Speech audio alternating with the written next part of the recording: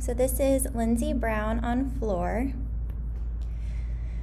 She tied with Haleigh Bryant on this routine at the Denver Regional Final in 2023. She got a 9.95, so we're going to see who the real winner should have been or if it should have been a tie.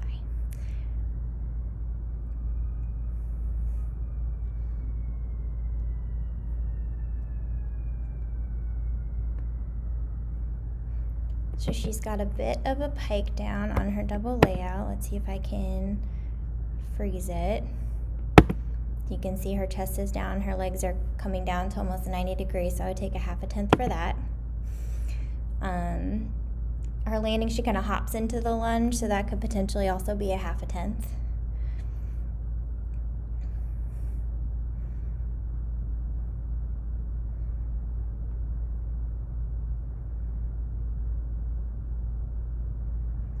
Here comes her leap pass, her switch ring. Her back leg is a little bit low, so you want the back leg to be at head height. If we pause it there, her back foot's about at her shoulders, so that would be about a 0.5 deduction.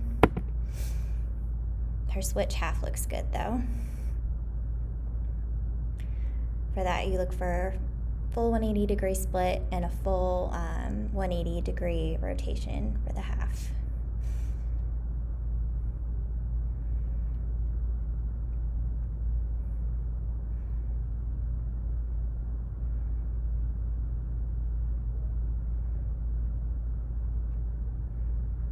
Last pass, looks good. See here she steps back, so that would be a sign of under rotation. So I would take a 0.5 for under rotating the punch front because she should be stepping forward, and she didn't show full control in her stick. So she got a 9.95. I'd probably give her, if I took all of those deductions, so the 0.5 for the pike down, the 0.5 for the hop and the landing, the 0.5 for the ring position, and the 0.5 for the step back, it would be a 9.8. This is Haleigh Bryant.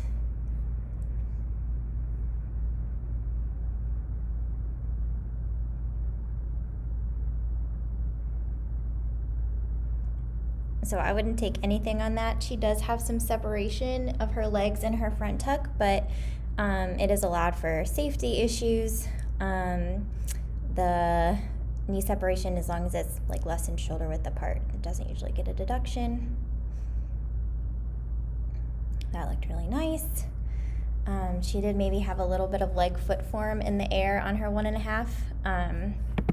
So this is being super nitpicking, but oh, well, here you can see a little bit of cross legs there on her 1.5. And then if you watch her split jump, she doesn't fully get her feet together. And like, it's just a little split jump, but look where she lands.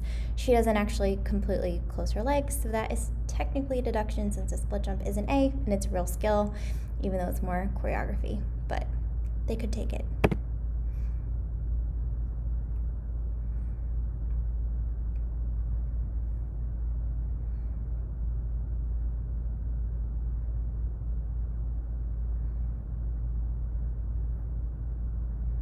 Here comes her leap pass.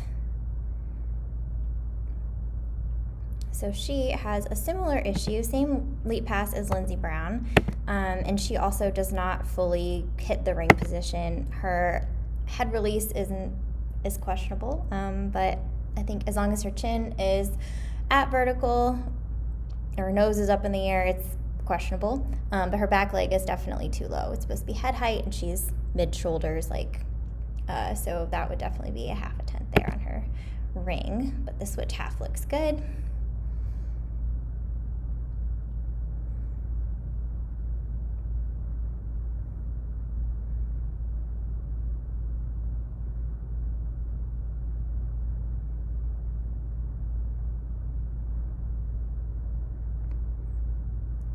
And that's it for her.